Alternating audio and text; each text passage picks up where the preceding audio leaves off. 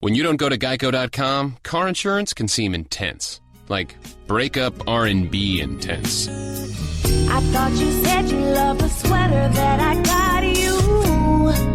If you didn't, you could have told me. Geico makes it easy. Just go to Geico.com anytime to update or check your policy without all the extra drama. I even had a gift receipt. Blog Talk Radio.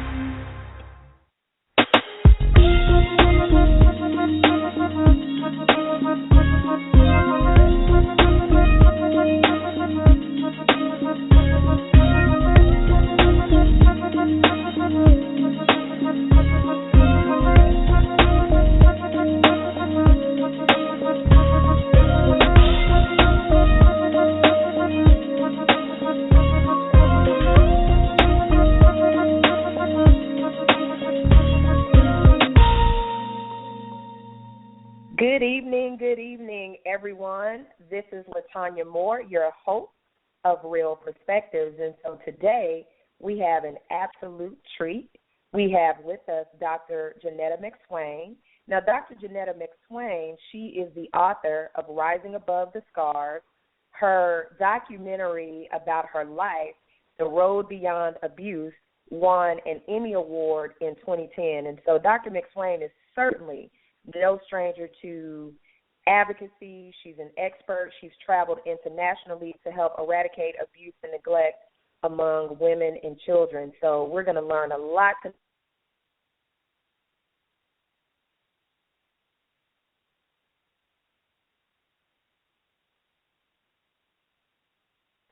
Dr. McSwain, did we lose you? Okay, I think we got you. Did you lose me? Oh, my goodness. I'm like, what is going on? Hey, I'm here. I am in, I'm in Atlanta, so you can imagine I've been in traffic for 2 hours. So, but anyway, I'm here. Hey. Well, awesome. It's always a pleasure. Every time we get together, we have such a great time. I know we've talked extensively about your book, Rising Above the Scars. I want to give our listeners a little bit of background. How did the book come about? Talk with us about what inspired you to write the book.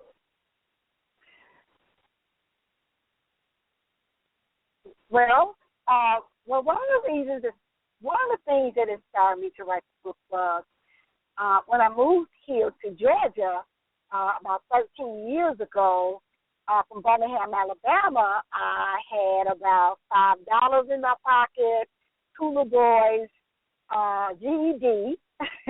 A 10th grade education, and a will to do better, to change something in my life. Even at that time, I didn't know what it was I was trying to change. I didn't know where I was. I didn't know who I was. I was just trying to find myself. I was trying to figure out who was I, and how to be a good mother and how to break the cycles in my family of abuse and high school dropout and drugs and alcohol and just self-destruction altogether.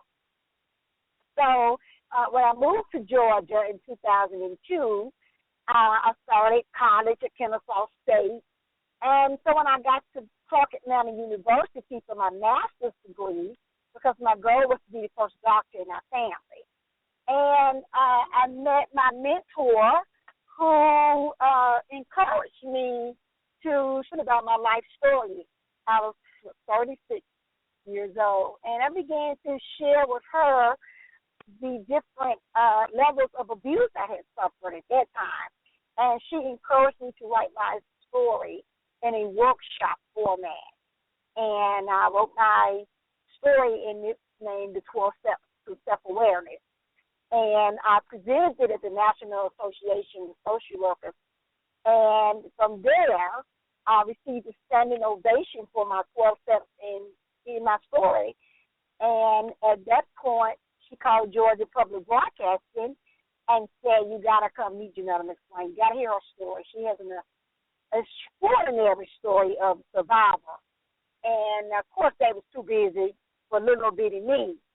And eventually they came out to Clark Atlanta University to meet me, the producers. And we started filming The Road Beyond Abuse, the Dr McSwain story. And from there, people started emailing me after they saw it on TV, debut April, which is National Child Abuse and Neglect Month. And people started emailing me saying, "That's my story. You know, how brave are you to share your story? You touched my face." It was just beautiful, LaTanya. And the tears were just rolling out my face. And I knew then that this was my calling. And so that's how the book came along. After the documentary came along, and people started asking, where's Johnnetta? Where's Sonia? What happened to your cousin? You talk to your mother, And I wrote the book. I didn't want to write the book because, I hate writing. But it was ordained for me to write the book, and I wrote the book in 2010, Rising Above the Stars debut, and today we've sold over 5,000 books, and it's been amazing. And now we have, new books coming out. We have a workbook coming out, and it's just been, I can't even describe it in words what this journey has been. Wow. I know it's a long story, but it's true. Well, and you know what's really interesting to me, Dr. McSwain, is that I know the story, I've heard the story, read the book, and I believe that when people see you just visually without having that knowledge, when they hear everything that you've gone through, all the things that you have suffered and the things that you've overcome, it's almost unbelievable. You're so happy, you're always filled with joy, you're so vibrant. But the biggest thing that I will say that I admire most about you is that you've made a choice that you're going to use all those years of pain and the things that you endured to help other girls and just other people in general. And I really commend you for that, because a lot of people would not be able to come to terms and truly come to terms with the things that happen, like the things that happen with you, but then to also say, it's not my fault.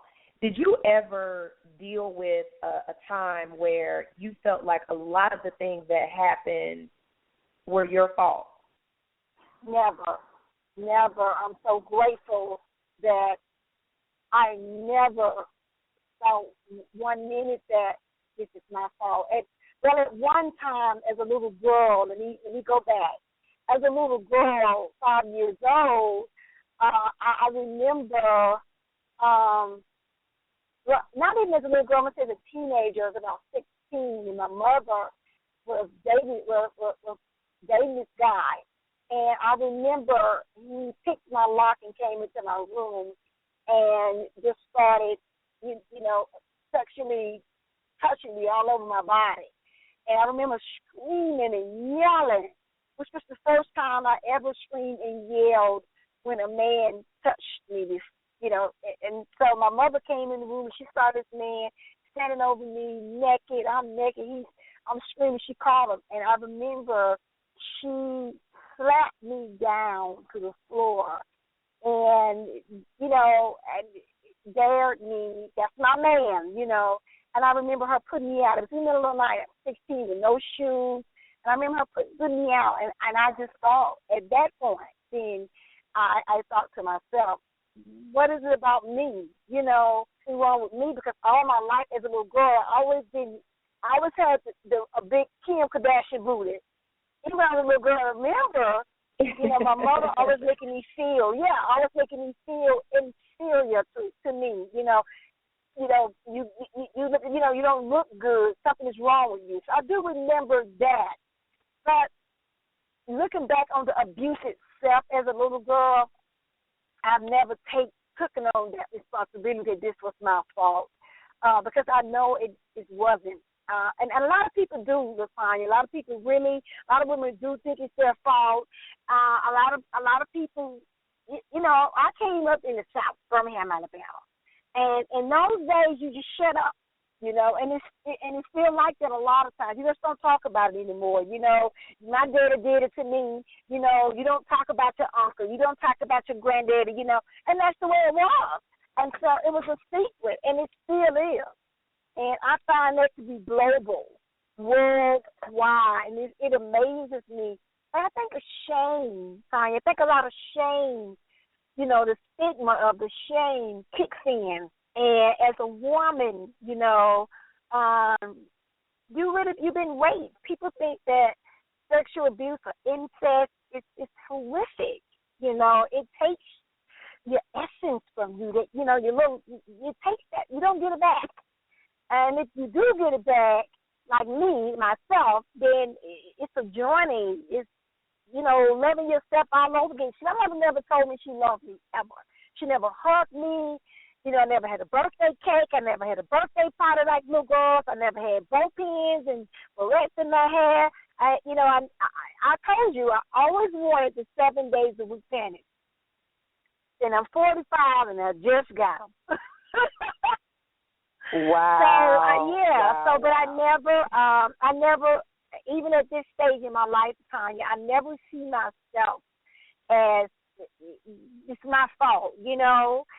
They were monsters. My uncles were monsters. But more than that, Tanya, I just believe that this was a learned behavior. Because how do 3 or 4 uncles, you know, from the same mother, you know, maliciously beat and rape his nieces and nephews? You know, what kind of bloodline was that?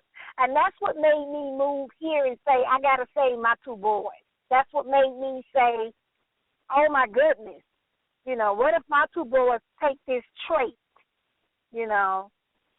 Wow. And, you know, and they're dead now. All 2 of the uncles are dead now. But my mother has 2 other brothers, so we just found out that another brother molested his daughter, which is another cousin. And it just don't stop. This family is filled with secrets, Tanya. And you know, you bring up an interesting perspective, because you know I'm from Alabama as well, and I understand exactly what you're talking about, because the culture, especially if you're like us who were born, you know, I'm not gonna age us, but for the most part around 1970s. But when you think about it, there's a culture of you better be quiet. And I know you and I have had this discussion at length before. You don't tell what go on in the house. And it was just one of those things that, you know, okay, you don't go and you don't talk. And it's anything. It's not just these things, but what happens is that you create a safe haven for abusers. Because what you're teaching kids is that it is not okay to tell, even when something isn't quite right. And I love when you say that you never felt like it was your fault, because that's very powerful, because as you said, so many people do. Now one thing I have to get you to address, because I think it's very important for our listeners to understand this dynamic, is some of your uncles who were involved in sexually molesting and raping you, your sister, and your cousin, who is actually a boy, they were very active in the church. Talk with us about that experience in the church and what it did to you from a perspective of your perspective of ministry. You know, Tanya, you know, this is such a sensitive, touchy subject when we start talking about the church. But, you know, everybody that walk in the church and sing in the choir, you know, is not what you think they are. My granddaddy was in the church. He was in the choir. He was a deacon. You know, my uncle was in at the church.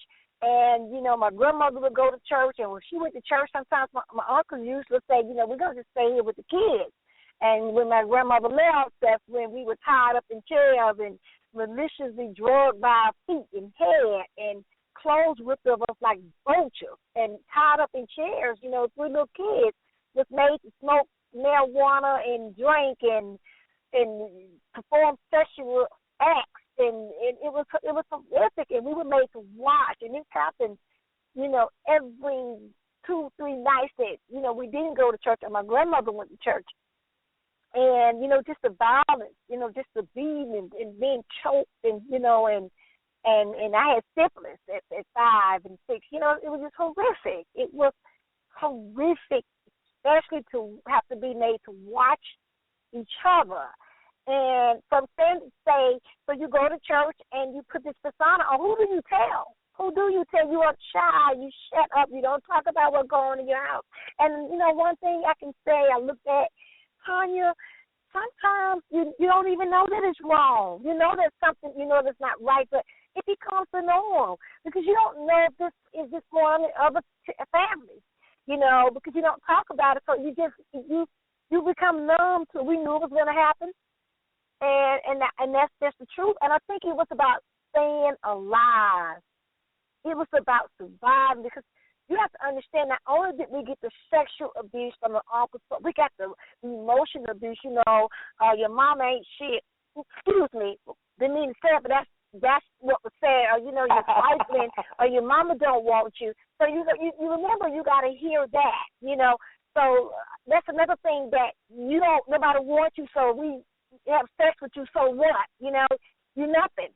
And so that was the part. And, we didn't eat. There were days they let us eat. So, there was days we had to sit in the closet and then eat. It was just so much. And there were days where they made us eat until we threw up. These are things that actually really happened in the December and the winter months. I talk about how I had to sit on the porch, naked, right after bed, after it was dripping on me, until I came down with pneumonia in the 3rd stage. And I still couldn't say somebody was doing something to me. So I'm saying that to say, when it goes back to the church, I believed in God, and I still do, because we went to a holy, sanctified church at that. We didn't go to one. We went to one church where you wore your dresses over your knees, girl, and your head covered up, your arms covered up, and everything you did outside of church was the devil. I mean, the movies, you couldn't sing blues, we couldn't wear makeup. I mean, we were sanctified. And so when I go to a lot of the churches, I talk about this, it's the subject. I mean, I've had churches that ask me to come speak and say, we want you to come speak, but you so raw. Can you, bring it down some? And I say, no, I can't come and speak at your church. You understand what I'm saying? You don't want me. Because what goes on in the church behind closed doors, girl, let me tell you, it's a mess. And, I never blamed God, I never can blame my uncles because I didn't even know how to do that. So I'm so grateful that I didn't become bitter, and that I didn't internalize, and I didn't say, okay, God, why did you let this happen to me and my sister, my boy, cousin? So when it comes to the church again, it has to be uncovered, Tanya. It has to stop. The pastors of the church, I love it when you preach about getting you a jet. I love it when you preach about, riches, because God do want us to be, rich in Him. I do love when they preach about being prosperous. You understand what I'm saying? And even when they talk about hell and brimstone. So, Tanya, girl, we got to talk about this domestic violence and this sexual abuse and this what's going on. We can't, the church and the ministers is held as stakeholders. When God called you to be a minister and to preach, He's not just calling you to be a minister to go to the First Baptist every Sunday and Wednesday. You got to know what's going on in the neighborhood, in the community. Look at those young girls in your church. Look at those young boys. Have special meetings. Have topics. You know what I mean? Deal with what you're going on. Deal with what's going on in the church. Call on me. A lot of times they say, we can't say it or we don't know how to say it. But Johnnetta McSwain do. Because it happens and it goes on in the church. And it has to be talked about. It's a subject that we cannot afford to not talk about in our churches. Don't you agree? Oh, absolutely. Absolutely. Because, what I think is unique about your message is exactly what you've just described, and your willingness to say, my message is my message. It's the same on Sunday. as it is on Monday. The delivery is the same, and the location doesn't matter, because at the end of the day, I got to give it to you the way that it is, and that is just another thing that, you know, and you and I have talked about this before, but I absolutely love that, because I am a firm believer in one thing that I've been watching, and it's been concerning me for at least the last 10 years, is just the over-sexualization of children, both boys and girls. Yes, me too. You know, you look on YouTube and social media, and they got the kids dancing and gyrating, and, you know, you don't see little kids' clothes anymore. You see miniature adult clothes. I remember. You sure do. This past Christmas, I was looking for my little niece, and I call her little itty bitty. She's 2 years old. I was looking for her some shoes, and I was shocked, Dr. McSwain, that they had heels, with a shoe with a heel on it for a 2-year-old. Uh-huh. And I started asking people, because, of course, you know, my son is 22 years old, and I have not bought, you know, baby shoes and things like that in a while. But I was being told, oh, yes, this is how they make them now. And I'm saying, oh, my gosh, because now we want our 2-year-olds to be sexy, because that's what I think about when I see high heels. I mean, what do you agree with that? You remember when they came out with the thongs for teenagers? I mean, I was a teenager, I had no thong, girl. You got a box of pants. Them big ones, you know. I mean, you know what, Tanya? When people come see me, sometimes I have to have a disclaimer, you know, and I am known for, you know, my rawness and my realness, and that's what I do, and that's who I am. Because I tell people all the time, you cannot make abuse pretty. How can we talk about this and it's pretty? It's ugly. It is ugly. It's destructive. It kills people. You know, my sister is 46 years old. She's paranoid, schizophrenia. She's been shot 5 times. She's been sent to garbage in cars. She's ate out the garbage. She's stolen. She's been robbed. She's been beaten. You know, and now she's in rehab now.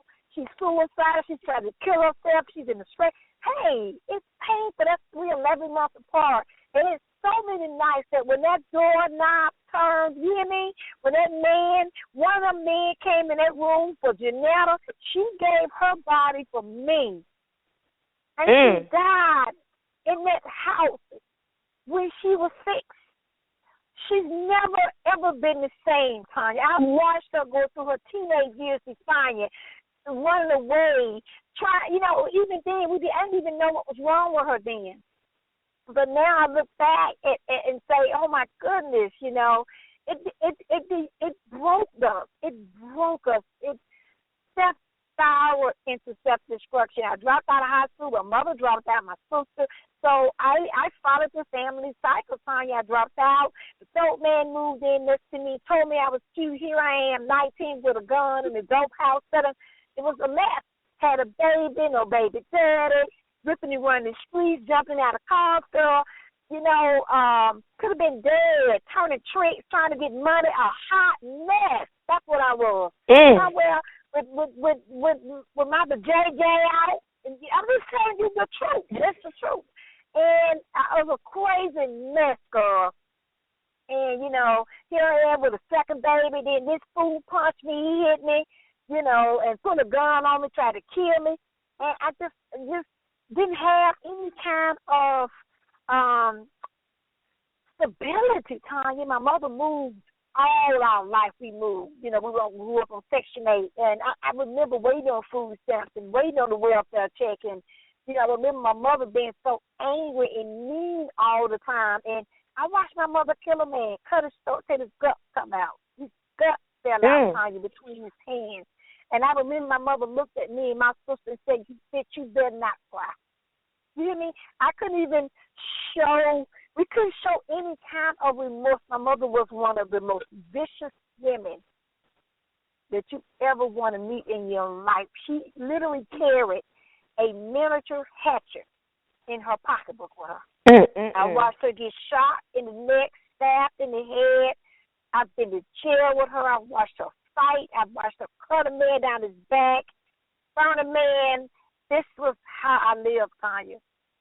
It was horrific. My mother would tell me constantly, I wish I never had you, put my head in the commode, bitch, I should have flushed you down the commode and kicked, I should have stomped you. This is the truth. And she literally left me in the bushes to die. You know, and reminded me of that all my life. So I'm saying that to say this, so I got it from every level. You understand? I got these 3 men on top of me. Then when I went to church, we was the worst children in the church. So who cared? Like my sister said in the documentary, if you watch the documentary, when she said, who cared? Who cared about us? What should I amount to be anything when nobody else has been anything? You understand? Every time I watch the documentary, I cry. Do you know that? The documentary came out in 2009. And every time I watch it, I bawl out. I just get emotional when I see my sister's story. You know? She has no teeth. Tanya, you don't know what it is to go and find your sister and go through the alleys and look up under the dog houses just to find her. She's 80 pounds. You can see her ribs. It's horrific. It's horrific. And to see her hurt, and I can't save her. I can't. You know, and so to go to 7 countries down the street and watch these women standing on the side of the road who has no voice for themselves, who's so afraid to speak, who's watching me, and I can see tears coming down their eyes. And the little kids, this one young lady came. She had a little boy that was 4 years old. And I get emotional when I talk about this story because it's so painful for me. And I'm in St. Vincent, Barbados, and they have no kind of help and shelter there, you know, and so they just don't have anywhere to go. And this young girl, she hasn't been in her early 20s, and she found me. She heard about me on the radio, and she found me. She said, please save my little boy. He's 4 years old, and my uncle says his uncle had sexually abused him and messed up his anal. And I just couldn't, and that little boy ran and grabbed my leg, and I couldn't stop crying. You know, I just couldn't. And so I'm just saying to walk through these different countries, Japan and, you know, Cayman Islands and Barbados, which I've been to, and to see that this has no color. This has no color. This has no social status. This has no age. To meet women come see me that's 80 years old, Tanya, 80, and walk up and grab me and say, that's my story. It is priceless. It really is. I just have to say that I couldn't imagine not being divorced. And if God needed me to go through that, then that's what he needed me to do. And I have accepted that calling. And I think some people have to get it. You know what? Let me just say this, and I'm going to let you talk. One of the things that I've learned about being abused, because I'm not a victim, I'm a victor, I'm a survivor. One of the things I learned, it's never going to go away, okay? You're never going to get over it. I'm 45 years old, and I can still feel my uncle's tearing my clothes off. Do you hear me? I can still feel him on top of me. I'm being honest with you, really. And I'm 45, so I never forget it. I can see and feel it, the presence. But what I've learned is when you accept that this is what happened to you, first of all, you have to accept it. Cry, get mad, you know, write a letter, talk to God, you know, whatever you need to do, and feel it. But you're not going to get over it. But what you can do is say, this happened to me. Let the denial go. This really happened to me. And then look at yourself and start to rebuild, girl. I had to shut down at 33 years old and start over. So I had to learn how to love my body. The simple things that you might get up and do as a woman, I couldn't do, Tanya. I didn't even love my vagina. You understand what I'm saying? Because how can you love something that's been taken and beaten and raped and diseased. You don't know how to love it because my mother never told me anything about my body. So I had to learn how to love my vagina, girl. Just love me. Stand in the mirror and hug me every day and tell me I'm beautiful. I had to do it at first face. But girl, look at me today. Yes. And so this joy I have, you know that song, the world didn't give it to me? God gave it to me. You know what I'm saying? So when people look at me and say, what is it about you? Baby, this is vault right here. Girl. This is vault sense. You know what they say vault sense is the best sense? It's vault and it's furbished. That's what I say. I'm refurbished. But it's so many women like myself who tells me I can't. How do you love yourself? How do you smile? How do you stand so tall? How do you walk with so much confidence and diva? And I say to them, just like I say to you, girl, please, you better live your life. Your perpetrators are somewhere dead or living good, and you over here broken and can't live and can't be in a relationship. Can't have anything that's effective and positive in your life because you truly want to hold on. That past will kill you. Listen to me, listeners. It will kill you. It will destroy you. It's cancerous. It is cancerous, Tanya. You will have to live. And you know what, Tanya? It's under construction. This is a journey that's under construction. It's never going to be completed like 285. You have to constantly remind yourself that you are human. Am I right? You are human. And you know what, Tanya? You can still be a woman. You can still love all of you, girl. Yes, you can, because you don't see me right now, but I'm touching all on me like, and I call it my Beyonce. That's what I call it. This is my all. I love all of my Beyonce, and you can love all of yours. Yeah. Well, it's hard. Definitely, definitely, and again, it's so wonderful. I'm encouraging everyone to get the book. Again, it's Rising Above the Scars, and there's just so much. We could be here another 3 hours with and still not scratch the surface with everything that you have to offer. But let our listeners know, how can they find out more about Johnnetta McSwain, purchase the book, get the documentary, all of that good stuff? Well, JohnettaMcSwain.com. You can just go to my website, and there actually is a link on my website that you can order the book. And if you order off my web directly from me, and I'll sign it.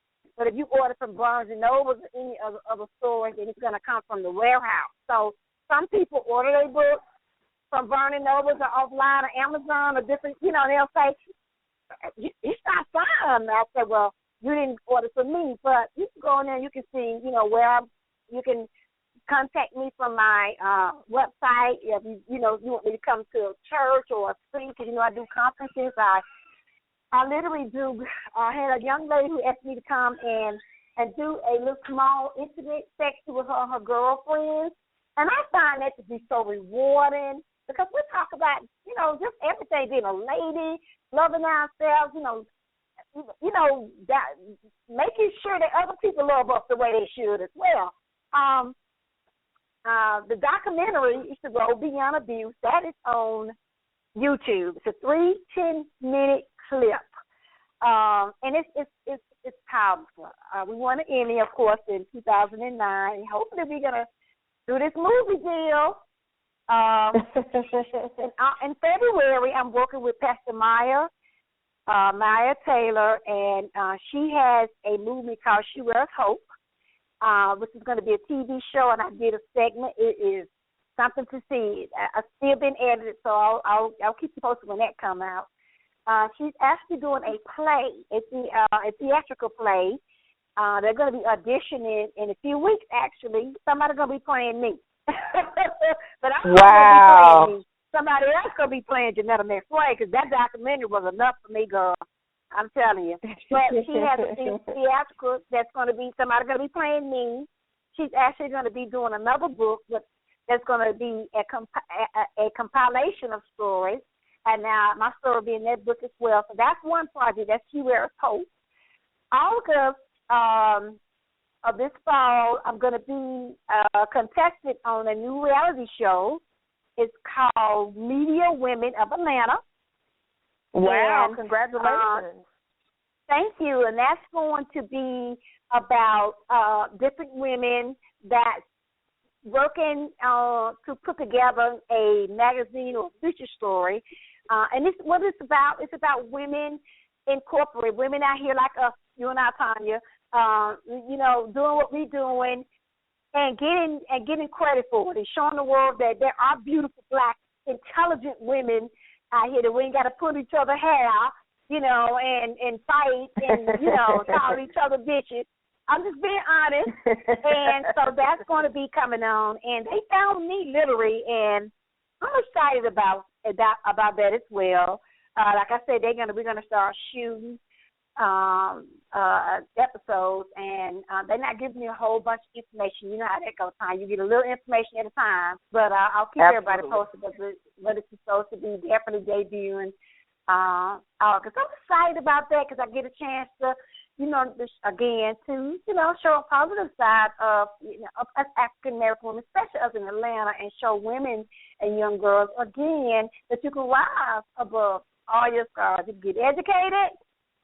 You can come from GED, like me, all the way up to the PhD, and anything you want to do. Write another book called How Do You Walk in Them Shadows? That'll be out probably next year. I've been looking at dissertation, so, honey, but my new book will be out next year, and it's just going to talk about how will we reach success, Tanya, women like ourselves and our listeners.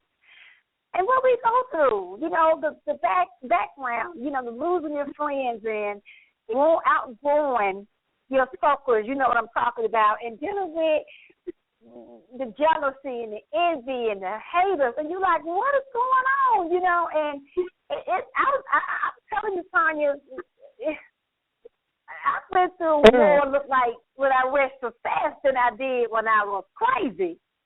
I don't know, that's so weird to me. But so this book is just going to kind of talk about my journey of, not enough educated, you still ain't good enough. You know what I mean? Who do you think you are? Right. The other side of fame. And just the loss of 25-year friendship. What happened? It all the way down to my husband, and I separate. Yeah. And just the triumph, the failure of falls and the pain, girl, and just the journey. So that book will be, because people see me, and they say, oh, she's a superwoman. They want to hug me, take a picture, they want your autograph. They come see me, it's Johnnetta McSwain. And I want them to know Johnnetta McSwain is vulnerable. She's human, she's natural, she hurt, she has pain, she has setbacks. But she get back up, girl, and she rise. She keep rising. And that those scars, they're either emotionally, mine is physically. You have scars all over my body, but they're emotionally, but they're there. We all have them, And so we can't cover them up, son. You can cover your face up with your foundation, your mat. You got a little scar, I think you cover it up, But, son, you know what, girl? When you go to bed that night, girl, that makeup coming off. Them scars are going to be uncovered, aren't they? Yeah. Absolutely. So, we have to uncover those scars. We have to stop hiding behind them. Stop putting that shirt over them or stop, covering up. Because, honey, I wear mine proud. Girl, please, I wear anything I want to wear. But, I'm doing a lot of good things. I'm teaching now. I'm an adjunct professor at Clark Atlanta University. I'm excited about being able to go into the classroom and give the students, something back. So my goal is to do a tour. I want to travel. I want to do a big tour, Tanya, you and I. I just really want to, I want to write. I want to publish. I want to, look at policies. I want to be a new modern day leader, It's time. Right. Dr. Martin Luther King and Rosa Parks, they're gone, Tanya. They're gone. They need people like us to rise up. You know, we have to rise up and put that crown on and take that, do like Moses did, girl. We got to go to that mountain and we got to answer our calling. You know, we got to be Moses today. That's what I say. You know, because Moses, he had a job to do. He had to free them family. He had to free them people. God told him to do it. He had to do it. That's right. That's right. Well, you're definitely right. There is so much work to do, and again, I am super grateful that God certainly intervened and brought us together. And it's interesting because you and I laugh a lot because we can never get away from each other. So that just means that we have to start listening more to God, and He's gonna let us know exactly what we're supposed to do together. But Real Perspectives listeners, listen, you have heard it from the woman herself, Dr. Johnnetta McSwain. Again, visit her website. That's JonnettaMcSwain.com. She is the author of Rising Above the Scars. More information, again, go to her website. Get her book. For those of you that are looking for speakers for your women's conferences, again, you will not go wrong if you do not. You will not go wrong if you book Dr. Johnnetta McSwain. So I'm going to definitely put my support behind you. Keep us posted on all the great things that you're doing. Thank you so much for being on the show. And Real Perspectives listeners. Anything for you. Anything. Thank you. I love you so much. And I love you, Tanya, and I love what you're doing. I love your spirit. You're beautiful. And we are going to be together like bell folks, so don't worry. I definitely love you, too. Thank you so much. Again, Real Perspectives listeners, this is Real Perspectives, where we seek real issues from real people with real solutions from real perspectives.